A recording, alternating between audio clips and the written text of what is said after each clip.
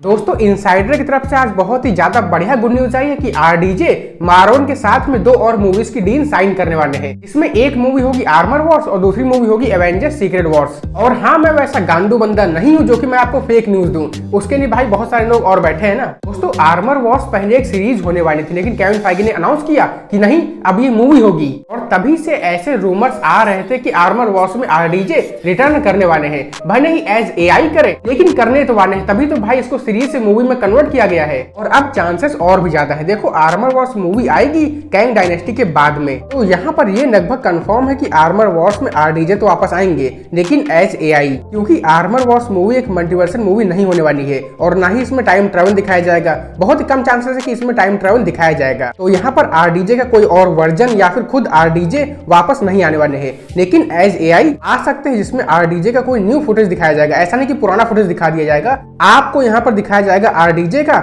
New footage, जिसको यहाँ पर आरडीजे शूट करेंगे, या फिर होलोग्राम टाइप का भी हो सकता है जिसको यहाँ पर आरडीजे ही वॉइस देंगे। और यार भले ही RDJ S AI Armor Wars में आए, पर उससे मूवी की हाइप बहुत ही ज्यादा इंक्रीज हो जाएगी और फिर तो भाई पैसा ही पैसा होगा। और इसके बाद एवेंजर्स सीक्रेट वॉर्स में बहुत ही ज्यादा चांसेस है कि RDJ as Tony Stark return करने वाले हैं। पर क्या वो टोनी स्टार्क अपने एमसीयू के मेन टाइमलाइन का होगा या फिर किसी अदर यूनिवर्स का? तो देखो ऐसे रूमर्स थे कि सुपीरियर आयरन मैन हमें doctor strange multiverse of madness में दिखने वाला था और उसको टॉम क्रूज प्ले करने वाले थे, लेकिन उस सीन को कट कर दिया गया। तो अगर मैं आपसे कहूँ कि हमें सीक्रेट वॉर्स में टॉम क्रूज का और आरडीजे का दोनों का ही आयरन मैन दिखेगा। दोस्तों किसी भी मूवी में कैमियो की हाइप तब बनती है जब हम उस कैरेक्टर को पहले से जानते हैं और उस कैरेक्टर की बैक स्टोरी हमें पता होती है। तो अगर मार्वल टॉम क्रूज के आयरन मैन का कैमियो कराता भी है सीक्रेट वॉर्स में, तो क्योंकि हम उस वाले आयरन मैन की बैक स्टोरी को नहीं जानते हैं, तो हमें टॉम क्रूज एक्टर को देखकर तो भाई मजा आएगा, पर यहाँ पर सुपीरियर आयरन मैन के साथ हम लोग उतना कनेक्ट नहीं कर पाएंगे क्योंकि उसकी बैक स्टोरी हमें पता ही नहीं है। और एवेंजर्स सीक्रेट वॉर्स में हमें टॉम क्रूज के आयरन मैन की बैक स्टोरी दिखाई जाएगी,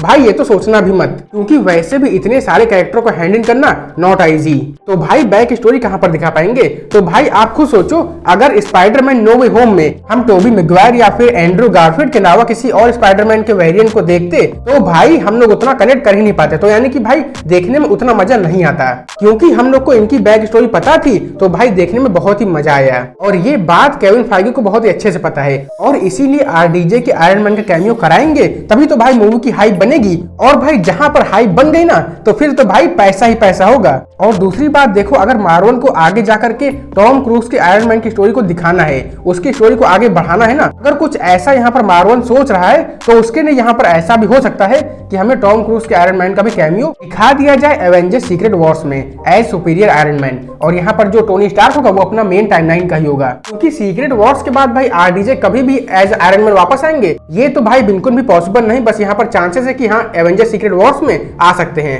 तो इसीलिए इस टाइम पर जो ये गर्मा गर्म न्यूज चल रही है ना, वो यहाँ पर सच भी हो सकती है और हमें आरडीजे आर्मर वॉर्स और सीक्रेट वॉर्स दोनों में देखने को मिल सकते हैं। और आर्मर वॉर्स और सीक्रेट वॉर्स में वॉर्स कॉमन भी है। क्या इस वॉर्स में कोई लॉजिक नहीं था?